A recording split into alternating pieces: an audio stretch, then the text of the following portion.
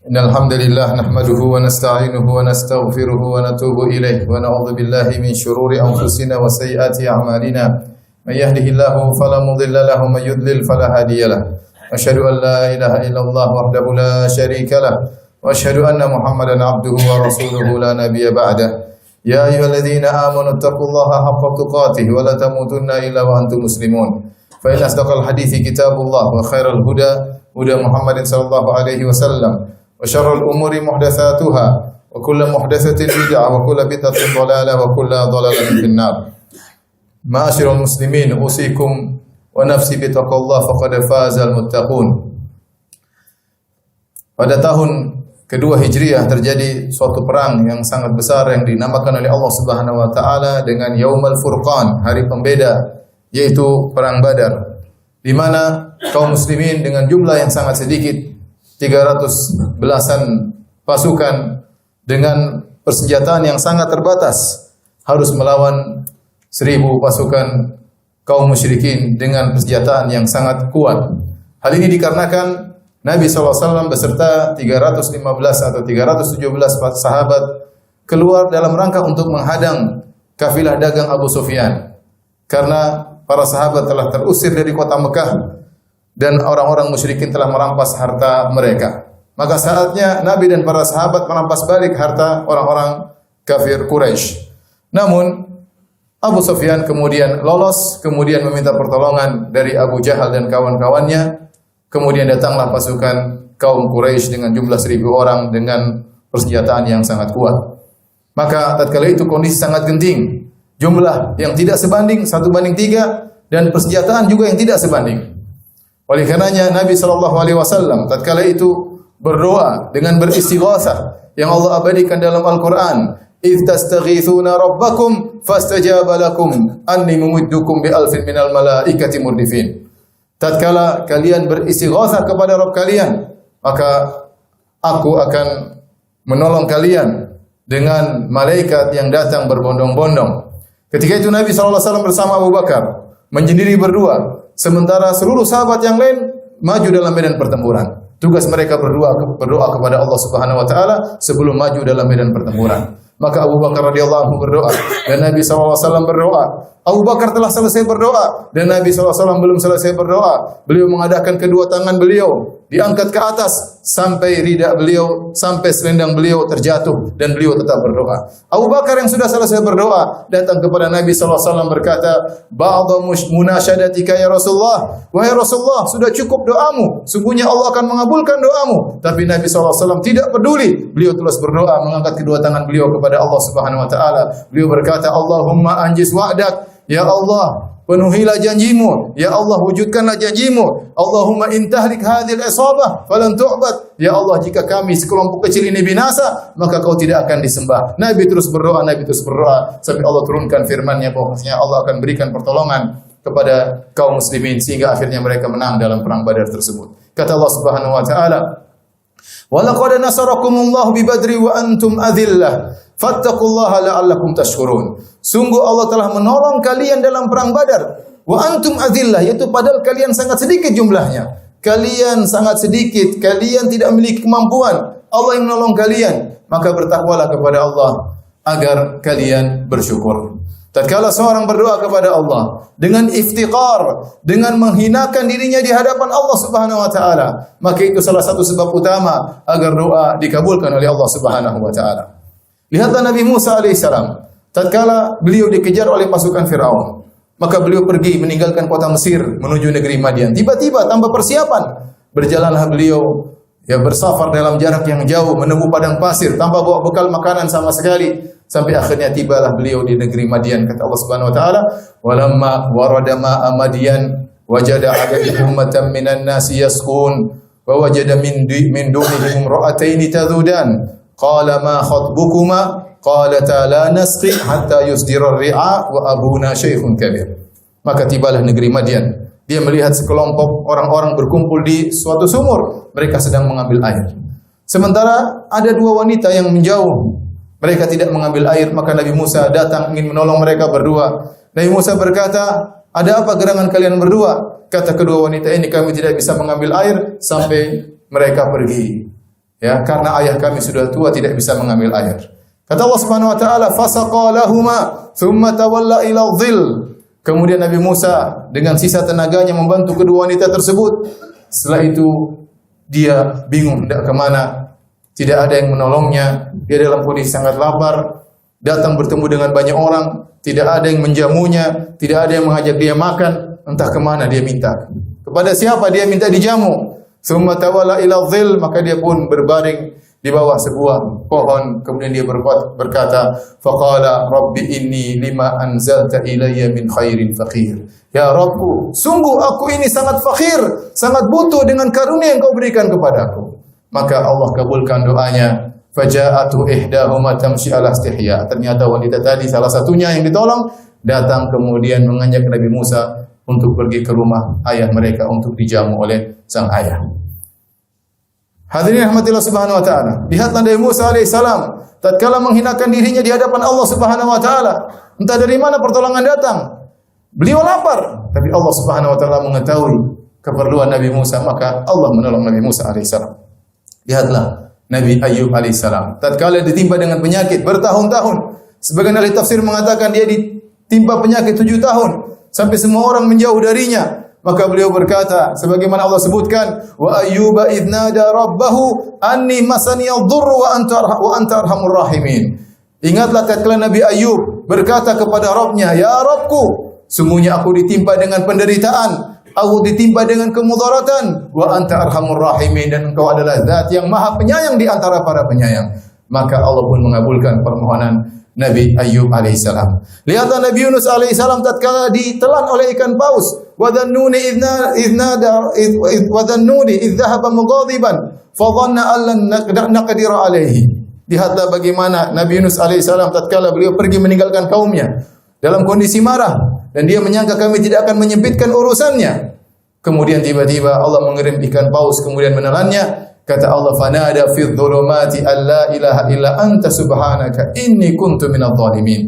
Maka dia pun dari dalam perut ikan paus, dalam kegelapan malam, dalam kegelapan perut ikan paus, dalam kegelapan lautan, maka dia mengatakan, la ilaha illa ant, tidak ada yang berhak disembah kecuali Engkau ya Rabbku, inni kuntu minadh dhalimin. Sesungguhnya aku termasuk orang-orang yang berbuat kesalahan. Maka Allah pun menolong Nabi Yunus alaihissalam. Para hadirin yang dirahmati Allah Subhanahu wa taala, di antara sebab utama agar doa kita dikabulkan adalah iftiqar ila Allah, merendahkan diri ke hadapan Allah, merasa perlu, merasa butuh kepada Allah Subhanahu wa taala, merasa hina di hadapan Allah Subhanahu wa taala. Dan Allah telah berfirman, ya ayuhan nas antumul fuqara'u ila Allah wallahu wal ghaniyyul hamid. Wahai manusia sekalian, sesungguhnya kalian fakir kepada Allah Subhanahu wa taala dan Allah yang maha kaya dan maha terpuji. Lihatlah, jika seorang ingin dikabulkan doanya, maka hinakanlah dirinya di hadapan Allah Subhanahu wa taala. Apa kata Nabi sallallahu alaihi wasallam? Aqrabu ma yakunul 'abdu min rabbih wa huwa sajid. Kondisi orang paling dekat dengan Allah tatkala dia sedang sujud. Tatkala dia sedang meletakkan bagian tubuhnya yang paling terhormat, kepalanya, dia letakkan di tanah untuk menghinakan dirinya sambil dia memuji Allah dengan berkata subhana rabbiyal a'la wa bihamdi. Maha suci Allah yang maha tinggi dan aku maha hina.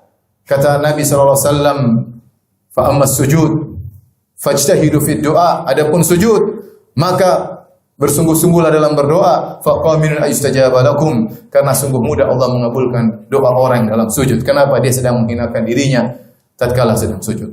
Demikian juga di antara sebab dikabulkannya doa tatkala seorang melepaskan kesombongannya. Oleh karenanya para ulama menyebutkan di antara sebab mudah dikabulkan doa tatkala seorang sedang bersafar. Nabi SAW menyebut tentang seorang yang dia telah melakukan sebab-sebab dikabulkannya doa. Kata Nabi SAW tentang seorang musafir, Ash'ada akhbar, yamuddu yadai ila sama, fayaqulu ya Rabbi ya Rabbi. Seorang sedang safar, tentang jauh dari keluarganya, jauh dari kampungnya, jauh dari makanan yang biasa dia makan, jauh dari tempat tidur yang biasa dia tiduri. Ya. Kemudian Ash'ada akbar, rambutnya semerawut penuh dengan debu, jauh dari kerapian, kemudian dia mengangkat kedua tangannya, maka ini sangat mudah dikabulkan doa seorang hamba. Allah Subhanahu wa taala juga menyebutkan dalam hadis qudsi tentang orang-orang yang ada di padang Arafah. Kata Allah kepada para malaikat, "Unzuru ila ibadi haula'i ja'uni syu'than ghubran, Ushidukum anni qad ghafartu lakum. Lihatlah wahai para malaikatku kepada hamba-hambaku yang mereka datang di padang Arafah dengan rambut penuh debu, dengan semerawut. Saksikanlah aku akan mengampuni dosa-dosa mereka. Karena jika seorang ingin dikabulkan doanya, maka dia harus merasa perlu kepada Allah, merasa hina di depan Allah Subhanahu wa taala. Sungguh contoh yang menakjubkan dari Nabi sallallahu alaihi wasallam tatkala di padang Arafah. Nabi sallallahu alaihi wasallam setelah menjamak salat jamak takdim, salat duhur dan salat asar, kemudian Nabi naik di atas ontanya di bawah Jabal Arafah, di bawah Jabal Rahmah, kemudian Nabi mengangkat kedua tangannya berdoa setelah zuhur sampai matahari tenggelam. Berjam-jam beliau berdoa mengangkat kedua tangannya, bahkan sampai tatkala ontanya bergerak, Nabi memegang tali kekang ontanya dengan tangan kiri dan tangan kanannya tetap mengadah ke langit meminta kepada Allah Subhanahu wa taala. Sementara sebagian jemaah haji baru berdoa 15 menit, setengah jam sudah habis permintaan mereka. Mereka tidak tahu apa yang mereka butuhkan kepada Allah Subhanahu wa taala. Sementara Nabi sallallahu alaihi wasallam yang pintu surga tidak terbuka kecuali yang mengetuknya adalah Nabi sallallahu alaihi wasallam, berdoa dengan luar biasa dari zuhur sampai maghrib. Demikianlah Rasulullah SAW, karena dia yang paling tahu tentang Allah Subhanahu Wa Taala, dia yang paling merasa butuh kepada Allah Subhanahu Wa Taala. Aqulu qawli hadza astaghfirullah li wa lakum wa li sa'iril muslimin min kulli dhanbin wa khati'ah fastaghfiruhu innahu huwal ghafurur rahim.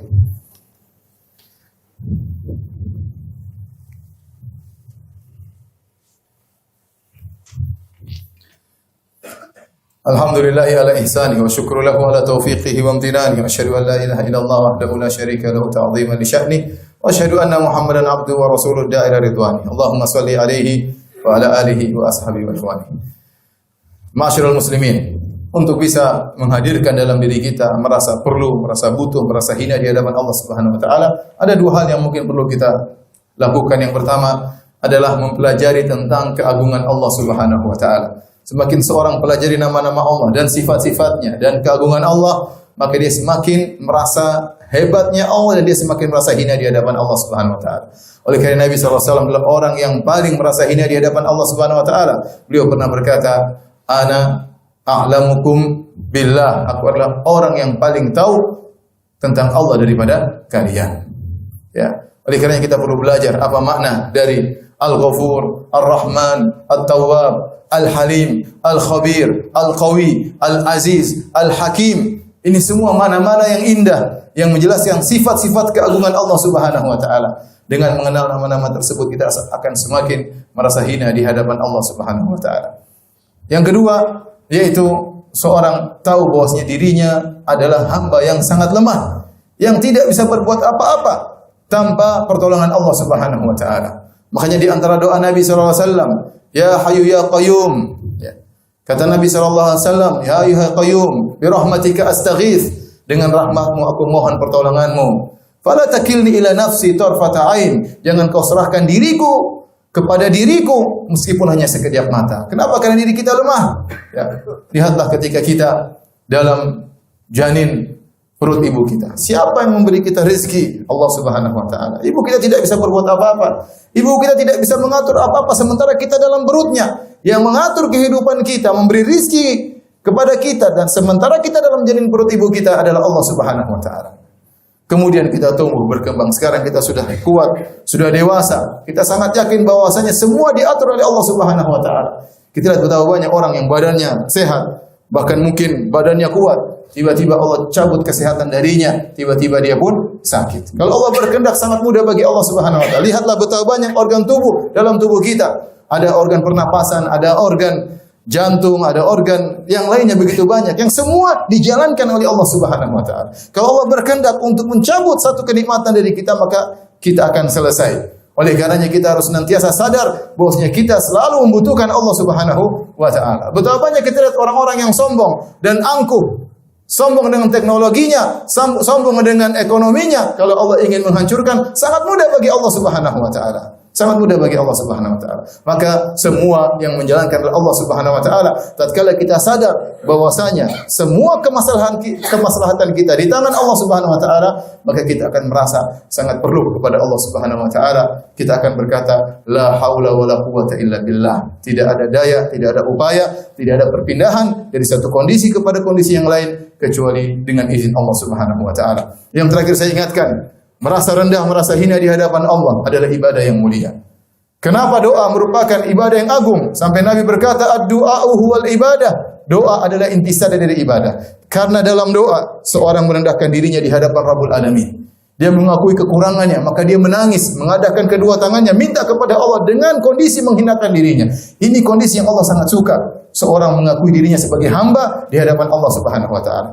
Oleh karenanya, jika seorang memberikan kondisi ini kepada selain Allah, kepada makhluk, maka dia telah melakukan kesyirikan yang sangat besar. Kata Allah Subhanahu wa taala, "Wa man adallu mimman yad'u min dunillah." Dan siapakah yang lebih sesat dari orang-orang yang berdoa kepada selain Allah Subhanahu wa taala? Sungguh tersesat, tidak ada syirik yang lebih parah daripada syirik berdoa kepada selain Allah Subhanahu wa taala.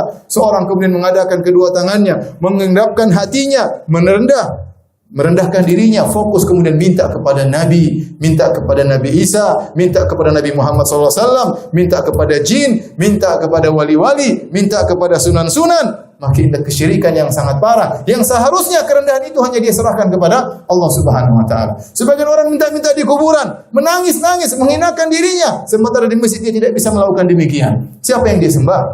Rabbul Alamin atau makhluk atau mayat yang telah mati. Sebagian orang datang ke Masjid Nabawi kemudian nangis-nangis minta kepada Rasulullah SAW. Ya Rasulullah SAW, ya Rasulullah. Ketahuilah Rasulullah SAW manusia. Rasulullah SAW tatkala perang Badar, beliau sendiri istighosah kepada Allah Subhanahu wa taala. Beliau tidak bisa berbuat apa-apa, apalagi setelah meninggal dunia. Maka jadilah orang yang waras. Jangan sampai seorang kemudian menghinakan dirinya, merendahkan dirinya di hadapan makhluk sepertinya sehingga dia terjerumus dalam kesyirikan kepada Allah Subhanahu wa taala. Sungguh sifat iftiqar, merendahkan diri, menghinakan diri kepada Allah adalah ibadah yang sangat Allah cintai. Inna Allaha malaikatahu yusalluna 'alan nabi ya ayyuhalladzina amanu sallu 'alaihi wa sallimu taslima. Allahumma salli 'ala Muhammad wa 'ala ali Muhammad kama shallaita 'ala Ibrahim wa 'ala ali Ibrahim innaka Hamidum Majid. Wa barik 'ala Muhammad wa 'ala ali Muhammad kama barakta 'ala Ibrahim wa 'ala ali Ibrahim innaka Hamidum Majid. Allahumma ighfir lil muslimina wal muslimat والمؤمنين والمؤمنات الأحياء منهم والأموات إنك سميع قريب مجيب دعوات ويا قاضي الحاجات اللهم آت نفوسنا تقواها وزكها أنت خير من زكاها أنت ولي مولاها اللهم أصلح لنا ديننا الذي هو عصمة أمرنا وأصلح لنا دنيانا التي فيها معاشنا وأصلح لنا آخرتنا التي إليها معادنا واجعل الحياة زيادة لنا في كل خير واجعل الموت راحة لنا من كل شر ربنا ظلمنا أنفسنا وإن لم تغفر لنا وترحمنا لنكونن من الخاسرين اللهم إنا نسألك الجنة وما قرب إليها من قول وعمل اللهم إني أعوذ بك من النار وما قرب إليها من قول وعمل ربنا آتنا في الدنيا حسنة وفي الآخرة حسنة وقنا عذاب النار وأقيموا الصلاة